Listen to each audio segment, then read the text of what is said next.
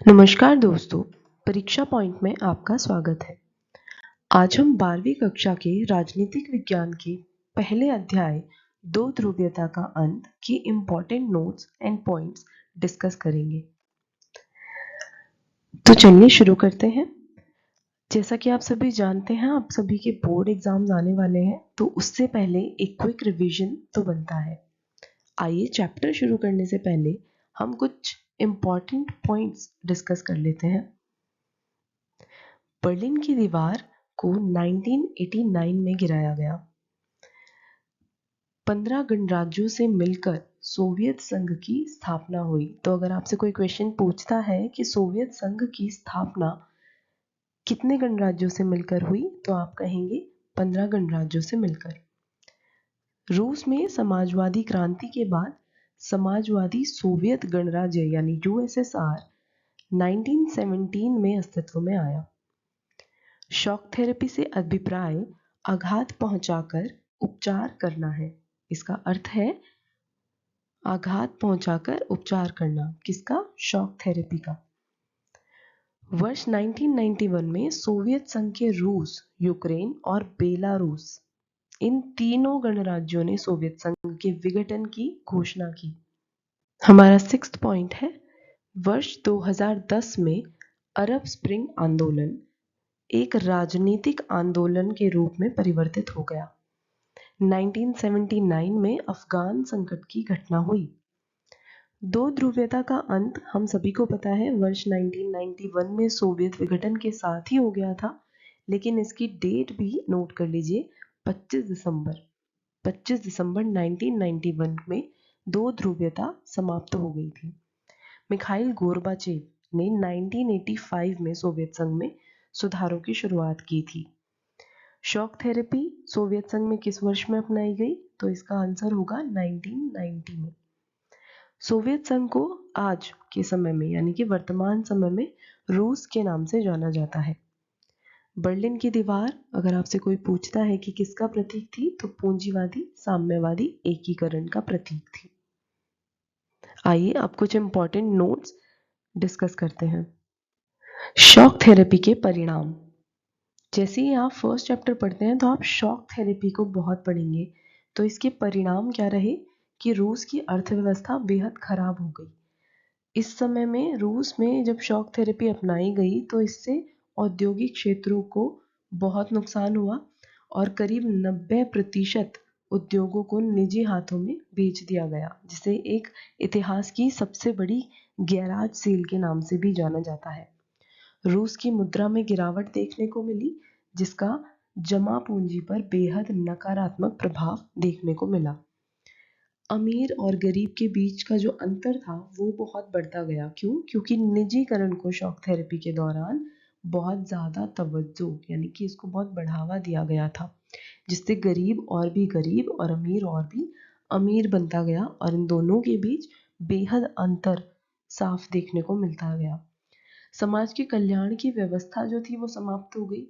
जब सोवियत संघ शुरुआती आर्थिक सुधार कर रहा था तब समाज कल्याण पर बहुत अधिक जोर दिया तो जा रहा था, लेकिन बाद में ये व्यवस्था पूर्ण रूप से समाप्त हो गई और लोगों को ज़्यादा गरीबी और लाचारी के अवस्था झेलनी पड़ी। सोवियत संघ की प्रमुख विशेषताएं क्या रही? क्या विशेष था सोवियत संघ की अर्थव्यवस्था में? तो यहाँ की जो अर्थव्यवस्था थी बेहद योजनाबद्ध थी और जितनी भी जिम्मेदारियां थी अर्थव्यवस्था को लेकर वो राज्य के हाथों में थी और योजना अनुसार ही सारी चीजें वहां पर चलाई जा रही थी। दूसरा बिंदु है एक पार्टी का प्रभुत्व। यहाँ पर केवल आप साम्यवादी दल का ही प्रभुत्व देखेंगे और एक ही पार्टी यहाँ पर शासन कर रही थी। नेक्स्ट पॉइंट है राज्य का संपूर्ण नियंत्रण। तो देश के जितने भी मामले थे उन पर सीधा नियंत्रण किसका था? राज्य का, राज्य की सरकार का। और लोगों को ये रोजगार उपलब्ध कराने में बहुत मदद कर रहा था। हमारा अगला बिंदु है लोक कल्याण और सामाजिक कल्याण पर इस समय में बहुत बल दिया जा रहा था। जैसे कि सरकार का मुख्य मुद्दा क्या था कि हर नागरिक के पास स्वास्थ्य सेवाएं, शिक्षा आदि मुहैया कराई जाए। सोवियत प्रणाली की कमजोरियां। तो इसका पहला बिंदु है एक दलीय प्रणाली। जैसा कि अभी आपने लास्ट स्लाइड में देखा कि यही सोवियत प्रणाली की एक विशेषता भी थी कि वहां पर साम्यवादी शासन था, लेकिन यही सोवियत संघ की कमजोरी भी थी, क्योंकि एक दल के प्रभुत्व के कारण इस देश में नेता केवल अपने हित का ही सोच रहे थे और जनहित की बातों को साइड कर दिया गया। दूसरा बिंदु है वस्तुओं के स्तर में कमी आने लगी। पहले जब सोवियत संघ अपने चरम पर था और अर्थव्यवस्था में काफी कार्य कर रहा था, उस टाइम पिन से लेके कार तक का उत्पादन किया जा रहा था, लेकिन सोवियत संघ की ये जो उपभोक्ता वस्तुएं थी, इनके स्तर में बेहद कमी आने लगी। रूस का प्रभाव। इसके अंतर्गत सोवियत संघ जो है 15 गणराज्यों से मिलकर बना, जिसमें कई सारे अन्य देश भी शामिल हैं। इसके बाद क्या हो रहा था कि रूस को छोड़कर जो अन्य गणराज्य के लोग थे वो स्वयं को दमित महसूस करने लगे, जिससे यहाँ की अर्थव्यवस्था बेहद कमजोर होती चली गई। यहाँ पर लोकतंत्र की हत्या कर दी गई। अलोकतांत्रिक हस्तक्षेप के चलते यहाँ अभिव्यक्ति की स्वतंत्रता समाप्त हो गई, जिसके कारण जनता बहुत आक्रोशित हो गई। आगे हम पढ़ेंगे सोवियत व्यवस्था की सकारात्मक और नकारात्मक विशेषताएं। तो पहले है सकारात्मक विशेषताएं, जिसमें घरेलू उद्योगों का विकास किया गया। तो क्या सकारात्मक रहा कि घरेलू उद्योगों का विकास हुआ और घरेलू स्तर पर सभी वस्तुओं और का उत्पादन किया जा रहा था, जहाँ पे सोवियत संघ में पिन से लेकर कार तक का उत्पादन किया जा रहा था। एक छोटी से छोटी वस्तु से लेकर बड़ी से बड़ी वस्तु को यहाँ पर उत्पादन किया जा रहा था। सुनिश्चित जीवन स्तर, लोगों को न्यूनतम जीवन स्तर बहुत ही अच्छे तरह से मुहैया कराया जा रहा था और जितनी भी लोक कल्याण सुविधाएं हैं वो उपलब्ध कराई जा रही थी। यहाँ का संचार और परिवहन प्रणाली बहुत दुरुस्त थी। छोटे छोटे देशों को बड़े बड़े देशों के साथ जोड़ने के प्रयास किए जा रहे थे और संचार की उत्तम प्रणाली का भी विकास यहाँ पर देखने को मिल रहा था। अब इसकी नकारात्मक विशेषताओं पर चलते हैं। इसकी नकारात्मक विशेषताओं पर अगर हम ध्यान दें तो एक दल का प्रभुत्व, जो कि हमने अभी डिस्कस भी किया, लोकतंत्र और अभिव्यक्ति की आज़ादी समाप्त हो गई थी धीरे धीरे, और नौकरशाही का बहुत अधिक प्रभाव यहाँ पर देखने को मिल रहा था, जिससे समाजवाद से दूर होकर सत्तावादी समाज की स्थापना होती जा रही थी। सोवियत संघ के पतन के अन्य 4 कारण क्या रहे? तो अर्थव्यवस्था की धीमी रफ्तार, अर्थव्यवस्था धीरे धीरे बहुत स्लो होती चली गई और सरकार का विरोध शुरू हो गया। उपभोक्ता वस्तुओं के स्तर में कमी आने लगी और जनता जो थी पश्चिम के देशों की ओर झुकाव महसूस करती थी।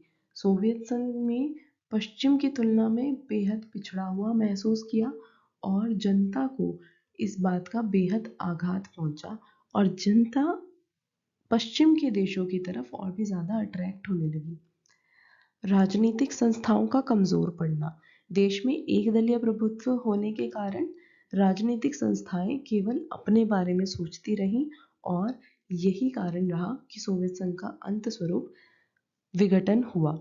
प्रशासन में व्याप्त भ्रष्टाचार भी इसका एक कारण है, जहां पर कम्युनिस्ट का शासन था और दल जो था वो जनता के प्रति अपनी जवाबदेही बिल्कुल समाप्त कर चुका था। लोकतंत्र की समाप्ति, साम्यवादी दल का प्रभुत्व होना, जनता का पश्चिम देशों की ओर झुकाव हो जाना, यही कुछ इम्पोर्टेंट कारण रहे जो कि सोवियत संघ के विघटन का बहुत बड़ा कारण बनकर सामने उभरे। अगला पॉइंट है शॉक थेरेपी ने साम्यवादी शासन व्यवस्था को किस तरह परिवर्तित करने में एक महत्वपूर्ण भूमिका निभाई। तो अगर आपसे कोई शॉक थेरेपी की डेफिनेशन पूछेगा तो आप बताएंगे शॉक थेरेपी का अर्थ है आघात पहुंचाकर उपचार करना, और इसकी स्थापना या इसका निर्देशन कौन सी 2 अंतरराष्ट्रीय संस्थाओं ने किया? विश्व बैंक और अंतरराष्ट्रीय मुद्रा कोष द्वारा इस मॉडल को निर्देशित किया गया। इसका मुख्य उद्देश्य क्या था? पूंजीवादी अर्थव्यवस्था को अपनाकर सोवियत संघ की सभी प्रणालियों से मुक्त होना। साम्यवादी शासन की व्यवस्था को परिवर्तित करने में इसकी भूमिका बहुत इम्पोर्टेंट है, ये इसकी भूमिका है। मुक्त व्यापार को अपनाने की बात हुई। राज्य की संपदा का पूर्ण निजीकरण किया गया। पूंजीवादी पद्धति से कृषि करना शुरू किया गया। पश्चिमी देशों ने इन कार्यों में मार्गदर्शक के रूप में कार्य किया। सोवियत गुटों के जुड़े देशों के बीच व्यापारिक संबंधों को खत्म किया गया। इन देशों को सीधे पश्चिमी देशों से मिलने पर बल दिया गया। सोवियत प्रणाली और सोवियत संघ के विघटन के परिणाम क्या रहे? जैसा कि आप सभी जानते हैं, सोवियत संघ प्रणाली 1917 की रूस की समाजवादी क्रांति के पश्चात बनी और ये एक साम्यवादी विचारधारा को अपनाए हुए थी।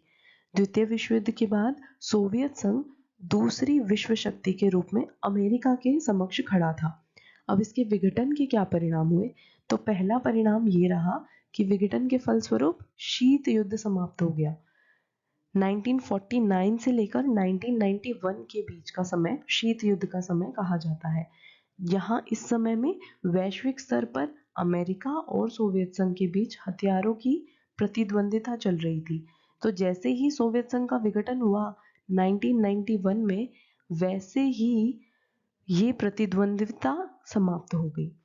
समाजवादी प्रणाली और पूंजीवादी प्रणाली के बीच का जो युद्ध था वो भी इसके साथ समाप्त हो गया और अब महाशक्ति के रूप में विश्व के समक्ष कौन था? अमेरिका। अब ये इकलौती महाशक्ति के रूप में सबके सामने आया। अमेरिका ने दबदबा संपूर्ण विश्व पर हो गया और बाल्टिक देश जो यूरोपीय देशों का हिस्सा बनना चाहते थे वो सामने आए। सोवियत संघ के विघटन के बाद भारत रूस, जो कि भारत का परंपरागत मित्र है, से मित्रता बनाए रखने की जगह क्या संयुक्त राज्य अमेरिका से दोस्ती बनाएगा, इसके पक्ष में और विपक्ष में चर्चा करते हैं। अमेरिका जो कि आर्थिक रूप से बेहद समृद्ध राष्ट्र है और भारत जो कि विकासशील देश है, इसके लिए अमेरिका की दोस्ती अपने साथ होना बहुत ज़रूरी है, जो कि भारत को आर्थिक रूप से काफ़ी सहायता प्रदान करेगी। अमेरिका में 2001 में वर्ल्ड ट्रेड सेंटर पर जब आतंकवादी हमला हुआ तो अमेरिका ने भी भारत की तरह आतंकवाद की घोर निंदा की, जिसके साथ ही भारत के लिए अमेरिका का साथ होना आज के समय में बहुत ज़रूरी हो गया है, क्योंकि भारत भी आतंकवाद के खिलाफ हमेशा विश्व पटल पर अपनी आवाज़ बुलंद करता रहा है। भारत और अमेरिका दोनों ही लोकतांत्रिक देश हैं और काफ़ी मजबूत लोकतांत्रिक देश है। ऐसे में अमेरिका का साथ होना भारत के लिए एक बहुत ही बड़े सहयोग का विषय है। अब अगर हम इसके विपक्ष में तर्क करें तो देख सकते हैं कि भारत इस समय रूस के साथ अपनी मित्रता ज़्यादा सुदृढ़ कर सकता है, क्योंकि भारत और रूस दोनों ही उदारीकरण को बहुत ही अच्छे से मानते हैं। इन दोनों का रिश्ता 2000 में रूस के तत्कालीन राष्ट्रपति व्लादिमीर पुतिन ने सकारात्मक दिशा की ओर वो लेकर गए थे और 1971 में जब भारत बांग्लादेश की स्वतंत्रता के लिए पाकिस्तान के साथ लड़ रहा था, तब भारत की रक्षा प्रणाली में सोवियत संघ ने एक संधि के तहत भारत को सहयोग प्रदान किया था। यही कारण है कि भारत अपने परंपरागत मित्र रूस के साथ अपनी मित्रता को और भी ज़्यादा सुदृढ़ करने का प्रयास करेगा। आगे हम पढ़ेंगे सोवियत संघ और पूंजीवादी देशों की अर्थव्यवस्था में क्या अंतर रहा, कि क्या ऐसे बिंदु थे जो पूंजीवादी देशों से सोवियत संघ को अलग करते थे। तो सोवियत संघ की अर्थव्यवस्था में आम नागरिकों के न्यूनतम जीवन स्तर को सुनिश्चित किया गया, लेकिन अमेरिका के नागरिकों को ऐसा कुछ भी ऐसी कोई व्यवस्था प्रदान नहीं की गई थी। सोवियत संघ की जो अर्थव्यवस्था थी वो एक केंद्रीकृत अर्थव्यवस्था थी और वहीं अमेरिका की अर्थव्यवस्था में मुक्त व्यापार पर अधिक बल दिया गया था। यह एक योजनाबद्ध अर्थव्यवस्था थी। कौन सी? सोवियत संघ की एक योजनाबद्ध अर्थव्यवस्था थी और राज्य का पूर्ण नियंत्रण था नागरिकों पर। वहीं अमेरिकी अर्थव्यवस्था राज्य द्वारा नियंत्रित नहीं की जा रही थी और इस राज्य में सभी प्रकार के उपभोक्ता वस्तुओं और उत्पादन पर जोर दिया जा रहा था, परंतु अमेरिका में ऐसा नहीं था। सोवियत संघ में पर्याप्त संसाधनों का विशाल भंडार मौजूद था। इस प्रतिस्पर्धा में अमेरिका की अर्थव्यवस्था कुछ पीछे छूट गई थी। इसके साथ ही सोवियत की अर्थव्यवस्था में मॉडल का केंद्र समाज कल्याण जो था वो लोगों की बुनियादी ज़रूरतों और सुविधाओं पर केंद्रित थी, लेकिन यहाँ यानी कि अमेरिका में निजी संपत्ति पर अधिक बल दिया गया था और समाज कल्याण पर अधिक कार्य नहीं किया गया। सोवियत संघ का विघटन और भारत का क्या रुख रहा? गुटनिरपेक्षता की नीति के कारण भारत दोनों ही गुटों से अलग था और भारत किसी भी गुट में शामिल नहीं होना चाहता था। लेकिन सोवियत संघ के साथ भारत ने 1971 में एक संधि की थी, जिसकी वजह से दोनों देशों के संबंध कुछ अच्छे थे। लेकिन सोवियत संघ के विघटन के परिणाम क्या रहे? एक ध्रुवीय विश्व स्थापित हुआ, जिसमें कि अमेरिकी महाशक्ति के रूप में जन्म हुआ और सोवियत संघ का विघटन हुआ। इसके बाद विश्व शांति की स्थापना एक स्टेप के रूप में देखा गया कि आगे चलकर विश्व शांति के पथ पर चलेगा। और जो हथियारों की होड़ चल रही थी 1945 से 1991 के बीच तक, ये होड़ भी अब समाप्त हो गई थी। रूस का उदय हुआ। सोवियत संघ के विघटन के बाद ही रूस, आज का वर्तमान समय का रूस, इसके बाद उत्तराधिकारी के रूप में आगे आया। इसी तरह की और इन्फॉर्मेटिव वीडियोस के लिए आप हमारे चैनल को सब्सक्राइब कर सकते हैं। Thanks for watching.